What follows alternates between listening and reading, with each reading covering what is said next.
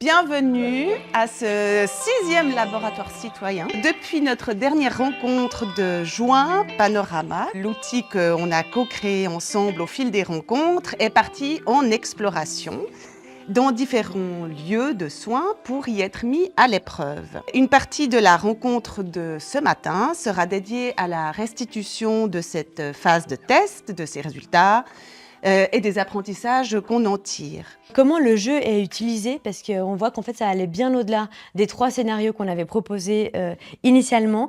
Donc ça pour nous c'est une grande richesse, une grande surprise aussi qu'il va falloir qu'on arrive maintenant à mettre en mots aussi dans les consignes. Ce qui était nouveau pour nous, ce qui était surprenant, ce qu'on ne s'attendait pas du tout, c'était le fait que ça pouvait aussi être un support pour un soutien cognitif quand les personnes ont un peu de la peine à garder le fil de leur pensée. Pour certaines personnes, ça a été vraiment un moment agréable et apaisant pour certaines émotions qui étaient chaudes. J'ai découvert quand même lors de ces essais qu'on arrivait à, disons, parler autour des images en 15 minutes.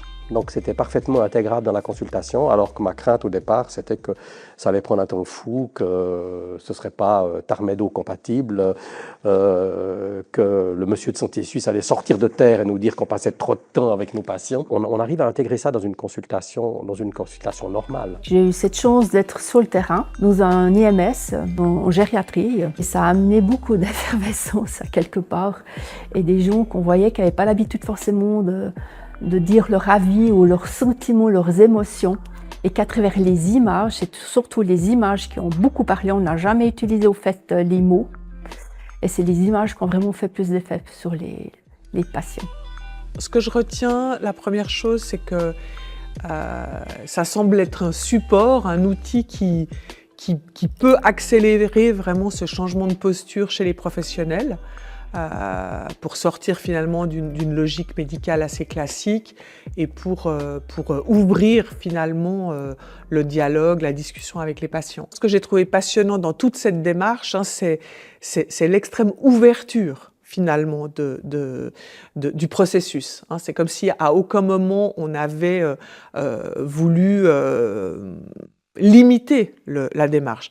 Là aujourd'hui, dans l'application concrète, je pense qu'il faut aider un petit peu les personnes à prendre en main l'outil. On l'a vu aussi dans les retours d'expérience qui nous ont été donnés. Donc nous, on a essayé de déterminer quelques contextes où il pourrait être utilisé. Et puis ça nous a amené aussi à finalement clarifier les essentiels de cette posture, qui était nécessaire pour les professionnels, en particulier de sortir de cette logique de questions-réponses, mais être vraiment avec les personnes, avec les patients, dans une logique d'exploration. C'est comme ça que cet outil s'appelle, outil d'exploration. Explorer avec la personne, aujourd'hui, comment elle vit sa santé, comment elle vit sa maladie. Ce qui m'a beaucoup motivée, c'est effectivement dans le fameux rôle de citoyenne, le fait d'avoir l'opportunité de participer à quelque chose qui pouvait faire avancer un tout petit peu le sujet de la santé, qui pour moi a un aspect très politique, dont on avait beaucoup parlé dans le tout premier rendez-vous. Et voilà, c'est ce qui m'animait dans ce parcours. Et je trouve que là, il y a une jolie boucle qui se ferme avec ce qui a été évoqué aujourd'hui sur l'importance de la participation et de comment, effectivement, entre le thérapeute et le patient, cet outil peut déplacer l'équilibre du pouvoir. Déjà, on est hyper contente de cette rencontre parce qu'elle était très riche. Autant ça a permis de confirmer certaines questions qu'on avait ou certaines pistes aussi qu'on avait envisagées dans l'équipe recherche, quoi. Mais aussi on a pu voir qu'il y avait beaucoup de personnes motivées par le groupe, l'atelier SMH et l'atelier communication. Ce qui pour nous est aussi un indicateur qu'en fait pour la suite, qu'il y a quand même cet entrain en fait à ce que Panorama continue d'exister sans nous. C'était aussi un laboratoire qui annonçait finalement la dernière année, qui ouvre en fait la dernière année. Là, on a pu produire une boîte, un jeu de cartes.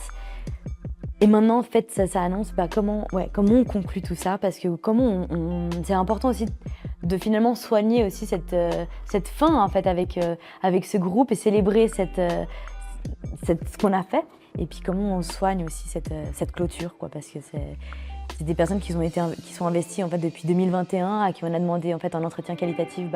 On a commencé avec un photolangage qui disait en fait pour vous c'est quoi la santé intégrative, Et maintenant, on a un jeu de cartes et voilà, comment on termine tout ça.